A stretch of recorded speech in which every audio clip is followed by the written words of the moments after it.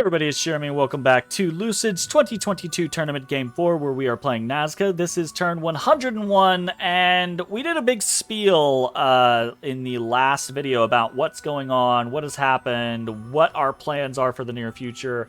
So, rather than do that all over again in this video, we're just going to kind of like jump in and see what are we actually doing. So, let's fucking do it, shall we? We got research for the turn, Blood 5 and Blood 6 completed. So we're just making a quick run up Blood, probably to Blood 7 for something like Rush of Strength. Being able to include Rush of Strength easily in our armies means that we don't have to have as many like Huron Priests or Koyas or things like that to do things like Gift of Giant Strength, right?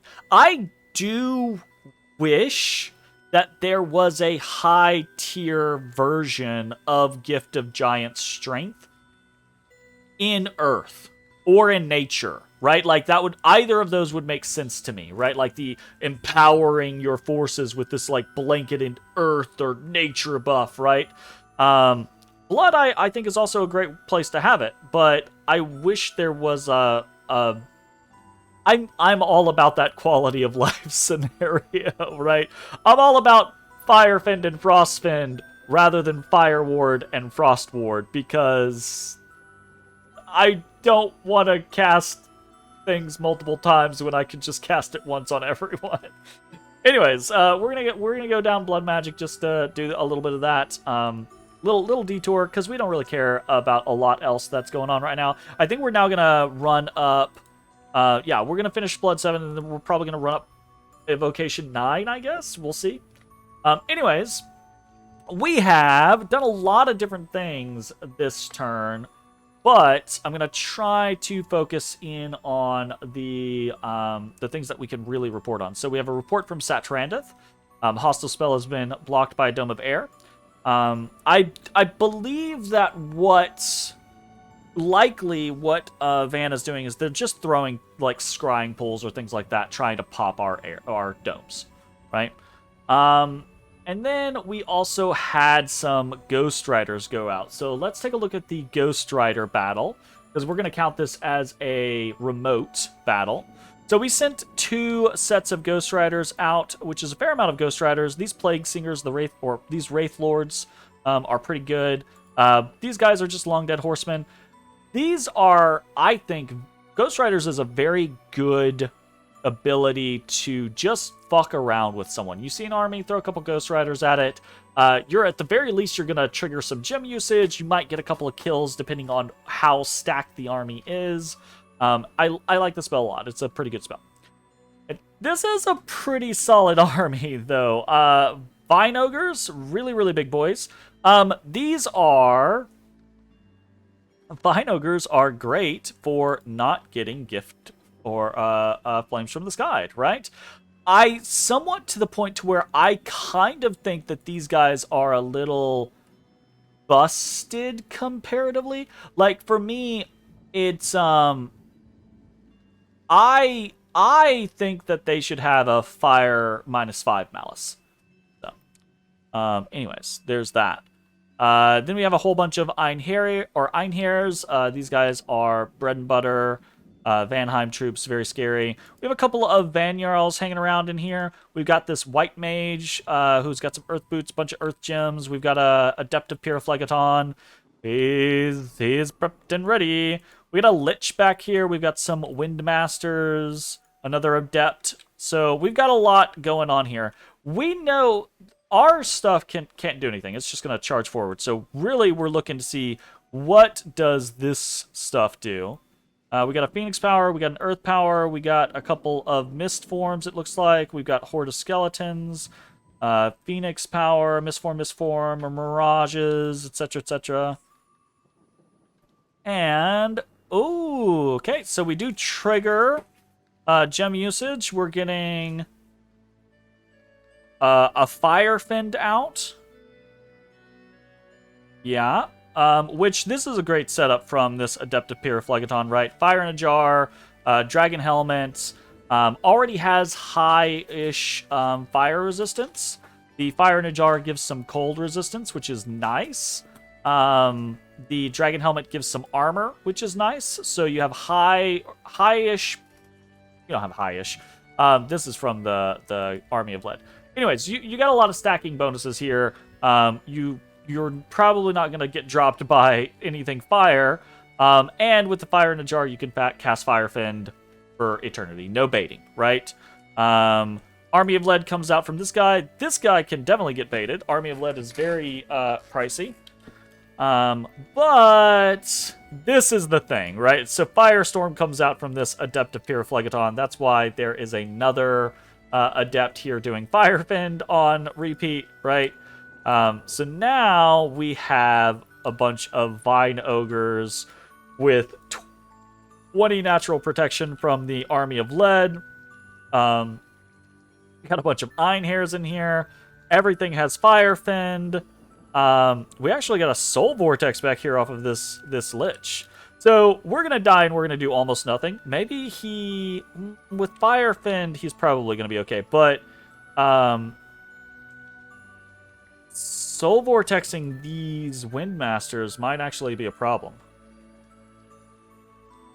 He's getting a couple of them.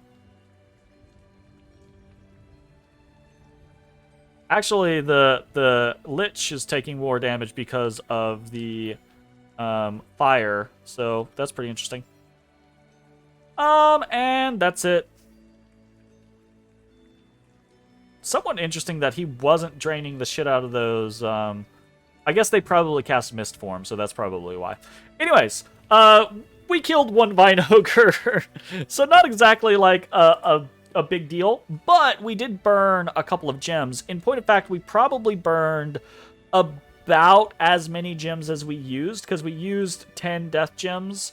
We burned, what, like 3 or 4 earth gems. We burned a couple fire gems, so pretty close. I don't know that it matters. You know what? I didn't actually really talk about this last time. I mentioned that we had some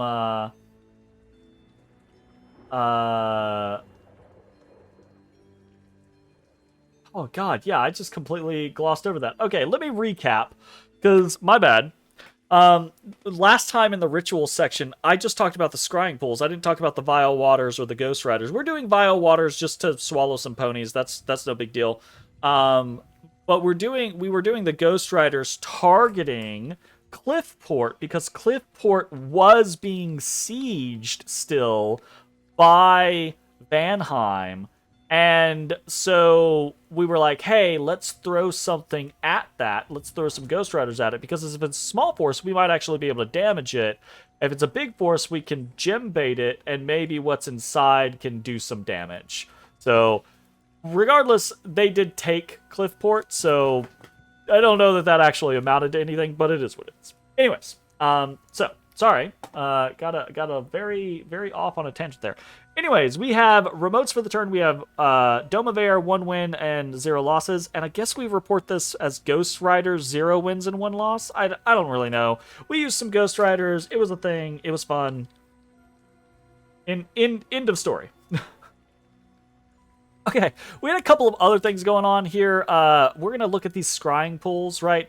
We cast the scrying pool over on Mon Herboa. We can see there weren't any domes here. It's got some good gems, right? It's got alchemists. That's kind of cool. But other than that, we know kind of a good idea of what's going on there. Pretty simple, pretty easy peasy. This scrying pool was targeting CERN. And we got hit with a Fire Blast and a Frost Blast, so we know both of those are there. And I assume also a Dome of Air is there as well, right? So bounced there. And then we had this one in Sitala, and this one feels weird on the reporting, because it says that our guy got killed by a Fire Blast, but also got killed by the Frost Blast, and I don't know how this layering works necessarily, right? He shouldn't have got. I mean, I guess it's technically possible if there's. I don't know if the Dome of Fire has a DRN roll, or DNR roll, DRN roll. But if it does, it's possible. But at 15 fire resistance, it seems strange that we would get killed by the fire blast. At 7 frost, though, I could definitely see us getting killed by the frost blast, right? So, lost one of our scryers there, unfortunately. But it is what it is. We got a couple of events for the turn. We have another rebirth event in Golem, so we get some population and some income. Rebirth event in Miratran, so population and income. Now that we actually have some growth, we're getting rebirth events all over the place. Yay! In Mark, a priest of Odysseus, guardian of the tablets of destiny, has been preaching and warning people of the end of the world. Oh no! It's like it's meant to be. People are frightened and come to the temples to seek comfort. Faith has increased and much wealth has been donated to the temples. So we get some gold and some dominion, though it does increase unrest because people are scared. I think that's thematically appropriate. In Nephil, a harvest has been truly exceptional, so we get minus unrest and we get 250% tax increase, which is fun. Nephil doesn't have a lot of taxes, 67, but I mean, 67 at 250% increased is pretty nice. And then in Nazca, a pilgrim from a distant land has come to witness the miracles in the temple of Odysseus. So we got pilgrim.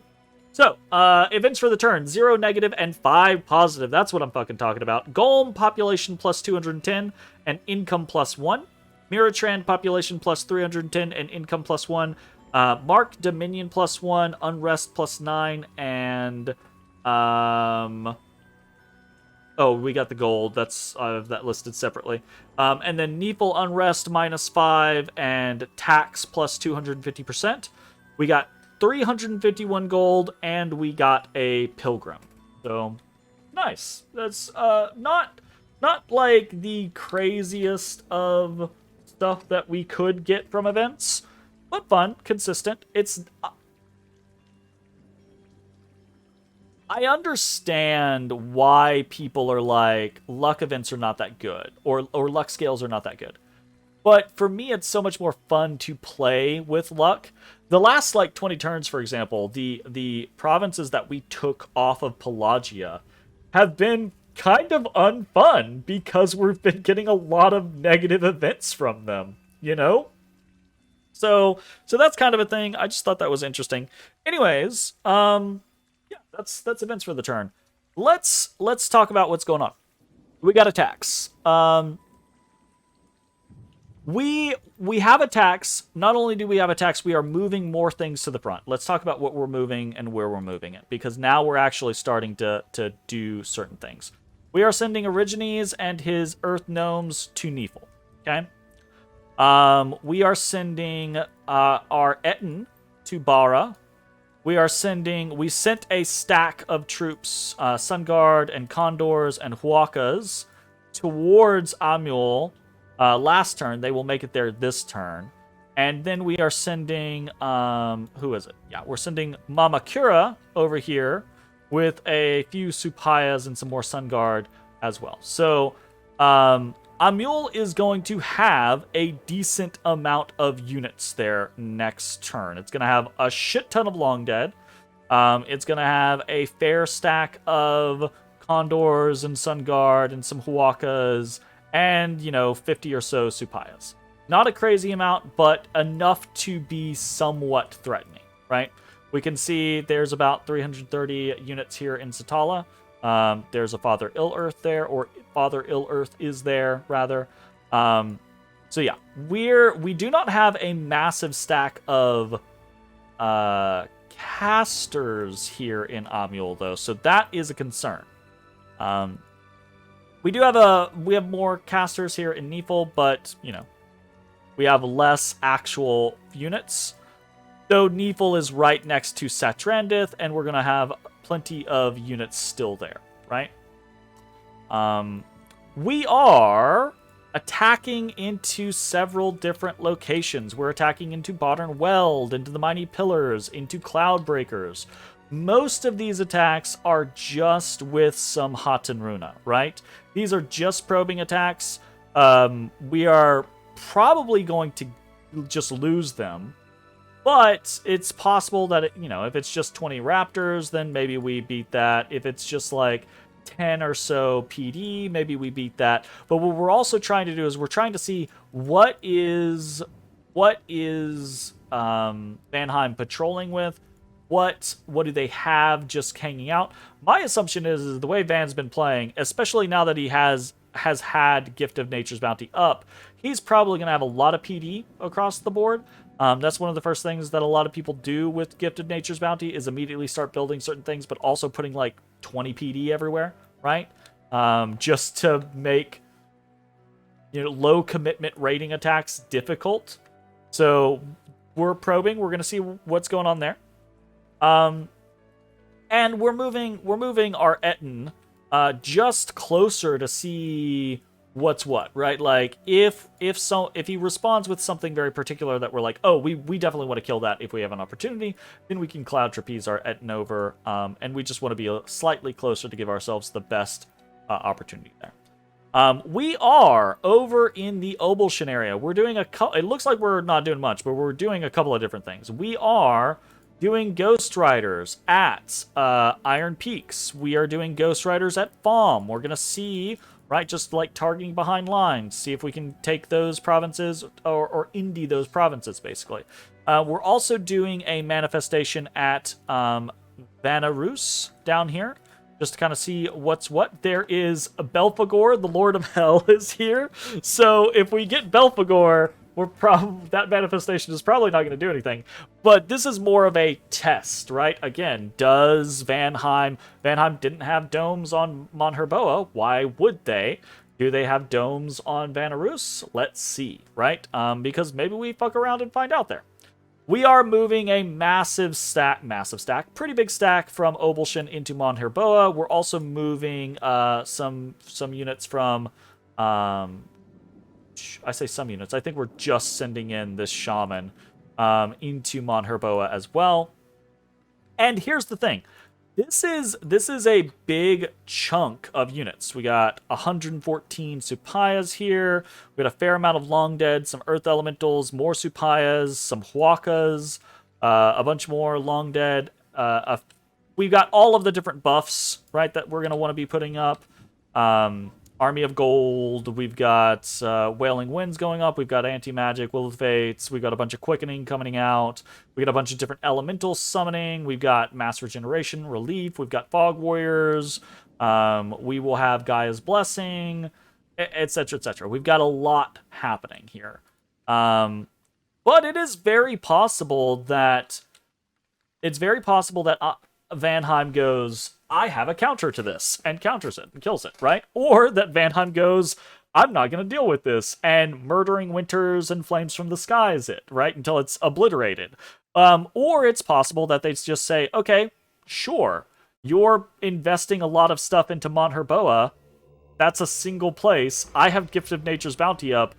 I will see your single place attack and raise it by building 10 more fortifications this turn, which is entirely possible, right? So we're kind of gauging what is going to happen. However, if the reaction is, fuck you, I'm going to obliterate that, then if Van obliterates this is a lot of our power in the Obelshin area gone. So we are gatewaying.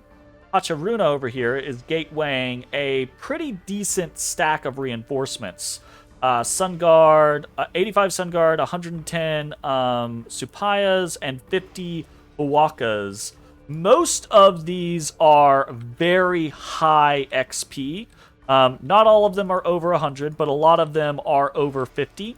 So most of these have like a couple of pips, right? Which means that they're pretty well experienced, which is fun. So they're going to teleport over to Silver World and be reinforcements. We still have a pretty big stack of reinforcements here from Senchi, the Royal Malqui. So we should be roughly okay with a lot of these situations that we're going to be doing here. If we lose everything that we're throwing at Mon Herboa, it's going to suck. But at this point, it's kind of, we're going to die anyways, so we'll see how it goes, right? Yeah. If Van is going to either have to commit a trick, right? Which there are a couple of tricks that could beat this, but gonna have to commit a trick, or going to have to commit an army, or going to have to commit gems, right? Very, very possible that Van just goes, okay, here is 40 gems for Murdering Winter, and here is, 60 to 90, depending on how much they want to commit.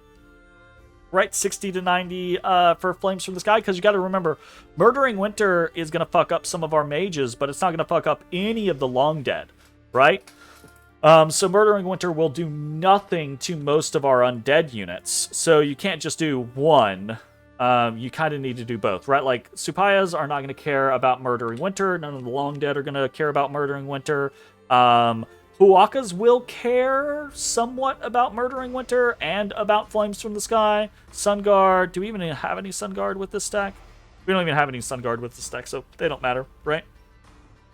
So, right, like, either a combat trick or an army or 100 gems is gonna come at us next turn. Probably. Or, right,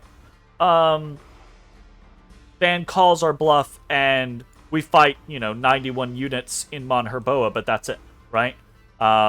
It's entirely possible that Van is like, yeah, I don't care about this single province. I'm stacking everything everywhere with Gift of Nature's Bounty, and you're about to be fucked, right? So we'll see, right? That's the generalized game plan. Anything else aside from that? I think that's really it. So let's jump into all of the little mechanicals. Oh, I will say this. Fucking 101 turns, and it never... I guess I just never thought about it. I never checked.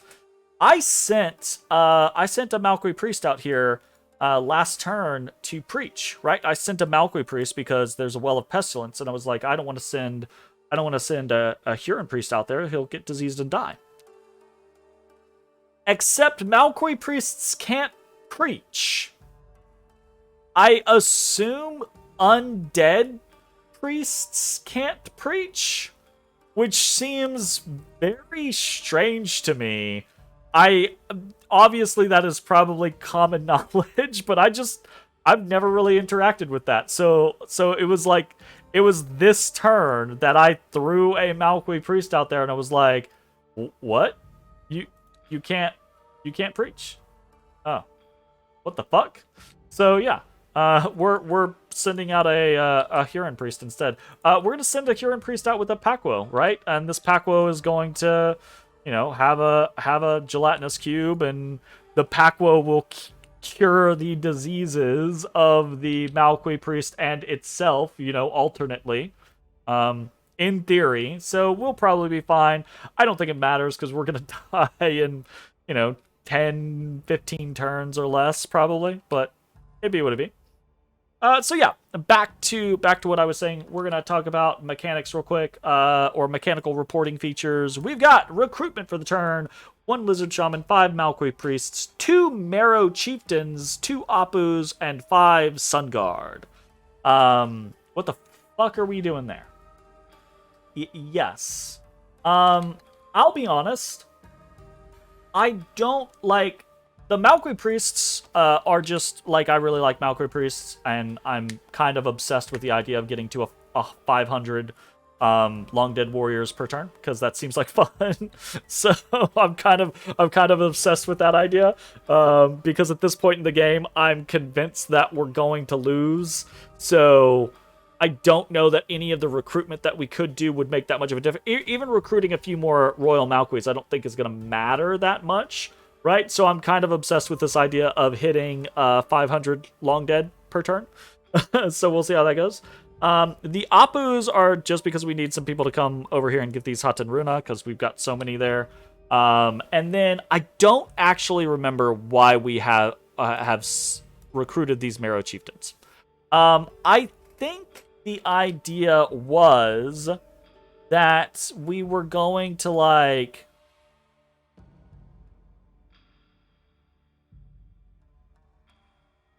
I don't know. I think the idea was that we were going to try to like spam some commanders up here with the off chance of hoping that we would get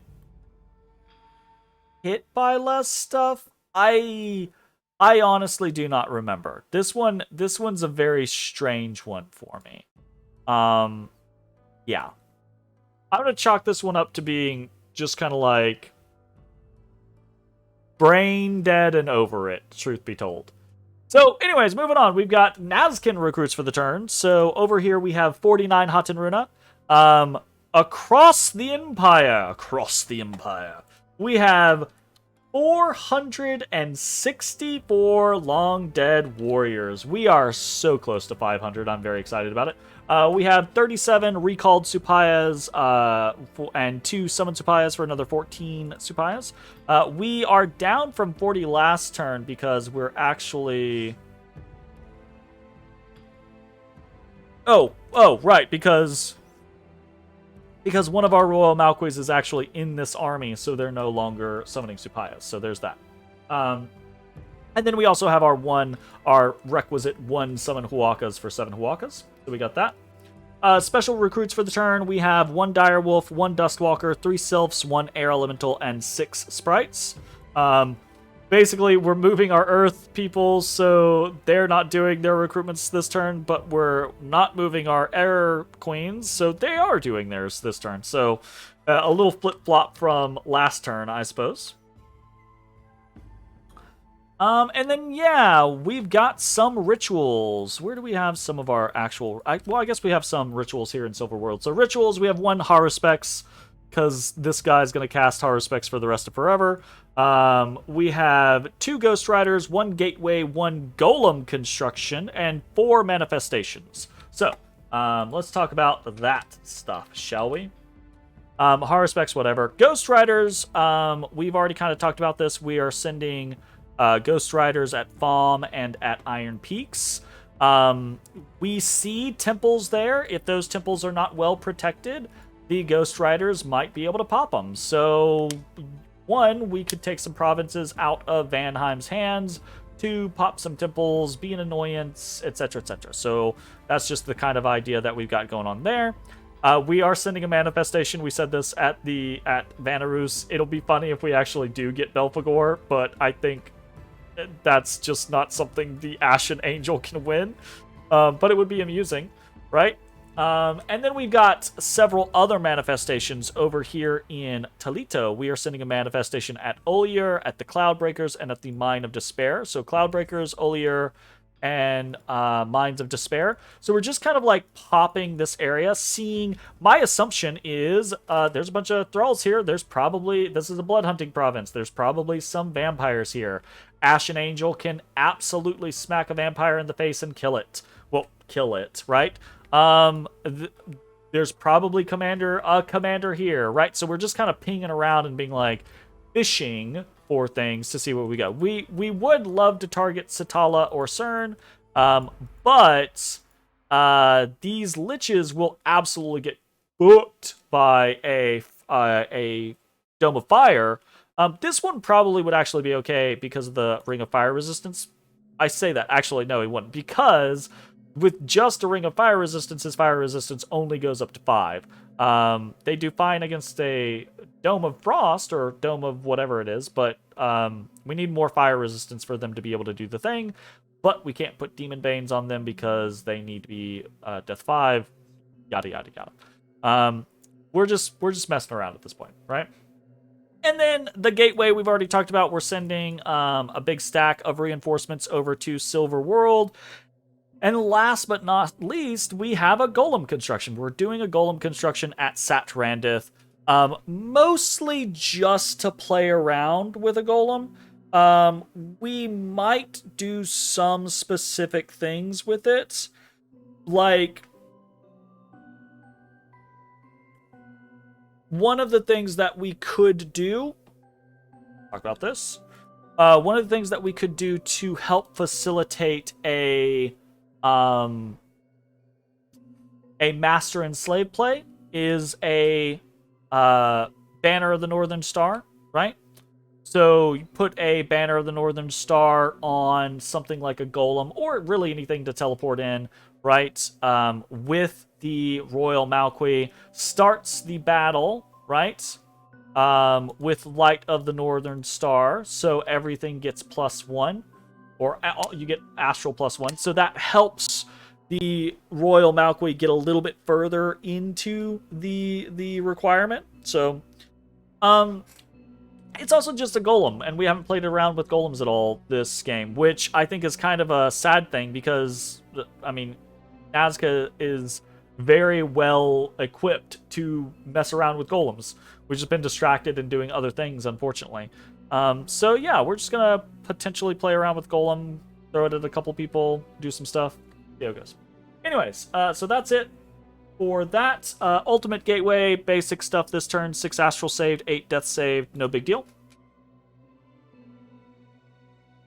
And then Forging for the turn. We've got some pretty normal stuff. We've got 2 Demon Banes, 3 Amulets of the Dead, 2 Rings of Fire, 1 Water Bracelet, 1 Starshine Skull Cap, 1 Crystal Coin, and 1 Shade Mail Hauberkin. So I think the only thing that's really outside of the norm there is the Shade Mail. So, Rings of Fire, we're going to put some more on our Liches, probably. Potentially get some more equipment for them, maybe like some Dragon Helmets or something, so that they can actually manifestation at something like CERN. We could, if we got them the right resistances, we could just manifestation in an attempt to try to blow up what is going on at CERN. If we were to do that, we would definitely want to head back to Forgotten Woods, which wouldn't be difficult because we could go 1, 2, 3, 4, right? We could make it there in a single turn. So, easy peasy. I'm not going to worry about this because it's not... I'm not going to save this. So, yeah, that's just kind of like a whatever situation. Same with the Demon Bane, same with the Amulets of the Dead, same with the Water Bracelet, all simple stuff. Starshine Skull Cap, Crystal Coin. We have we've been needing our Astral Boosters teleporting around, doing stuff. So we're trying to make a few more, especially if we're going to be using Golems teleporting or Royal Malqui's teleporting or things like that. We're going to need more Crystal Coins specifically, right? Because the Royal Malquis cannot use a Starshine Skullcap. They need to teleport with a Crystal Coin. Or they have to Cloud Trapeze, which is also an option, right?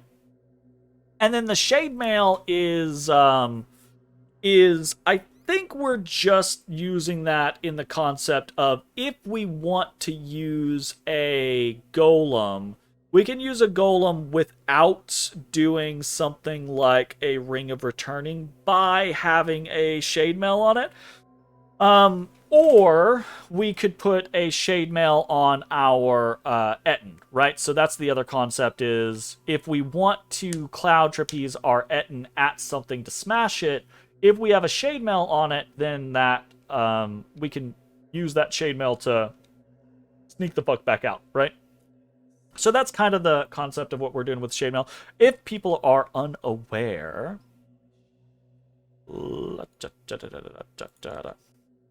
Shade Mail Hauberkin is a Death Earth item that gives you a very, very low stealth option, but it does give you a stealth option. So you can turn non-stealthy units into stealthy units, which is really good for teleport shenanigans. You teleport on someone, do a thing, stealth away. Teleport on someone, do a thing, stealth away.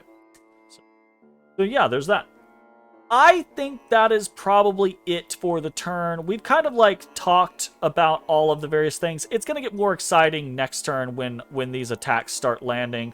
Again, most of this stuff is inconsequential, not really going to matter. Some of the things like the manifestations might matter. Some of the things like the Ghost Riders might matter.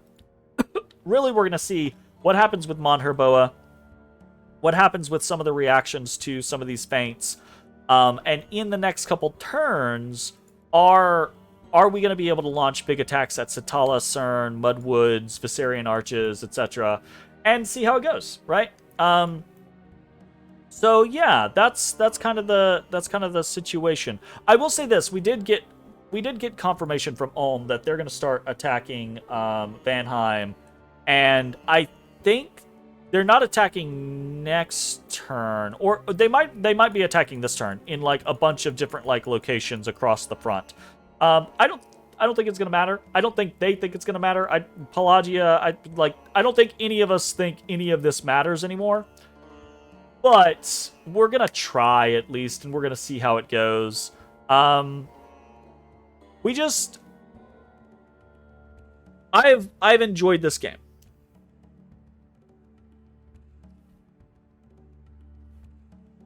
Playing this game to kind of like a maximum point is a daunting task. I've talked about this previously, where I think like some of the best players in the game aren't just players that are very skilled or knowledgeable, right? Obviously, skill and knowledge are very important assets when playing this game multiplayer. I think another, perhaps more important aspect to playing this game multiplayer is, I guess, stamina or endurance, right? Like the mental fortitude to remain engaged, right? Because it is incredibly easy, especially late in the game when there's a lot to do, and like scripting takes a long time and testing takes a long time. It's very easy to be complacent in this game. And it's very easy to get like, well, I can do this right now and not worry about it, rather than plan 3 steps ahead. Because planning 3 steps ahead is risky and takes a lot of time and effort and thought process, right? There's almost no way that we win with this rush, right? We'll see. Fingers crossed. But there's almost no way that this rush is actually going to net us a win. And the reason that we are here is because of that kind of like mental fortitude scenario. Don't get me wrong, we've played out this game. And we came back from a very crushing kind of like start. So I am pleased by that. But absolutely, this got to a scenario where it was like, at turn 60 or so, we got hit with that kind of like complacent stagnation where it was like, well, I'm just going to do this thing. I'm just going to do this thing. I'm just going to do this thing. We eventually did pull the trigger. I've got excuses for all those things. We did eventually pull the trigger on a war that we should have fought. And it was going well. But it was, I think, too little too late.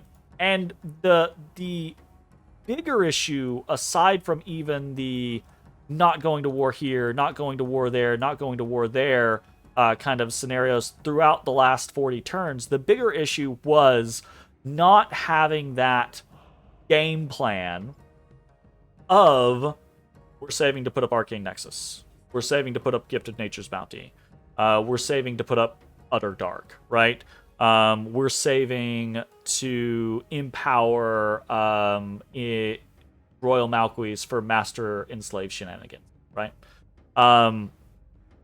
We didn't trigger any of those goals. We didn't set any of those goals, right?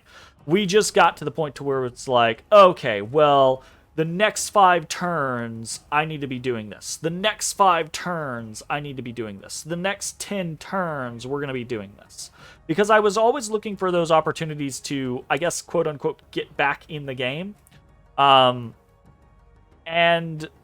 what ended up happening was we just never put the eggs in the basket that we needed to put them in.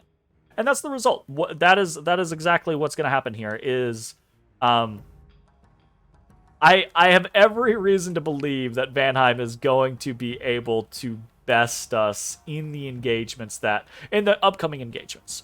But I am still very excited to see how they go, and I hope people like learn a lesson from this, right? Like, playing the game, we played the game. We absolutely played the game. I want to clarify that. I'm not criticizing myself overly on that point.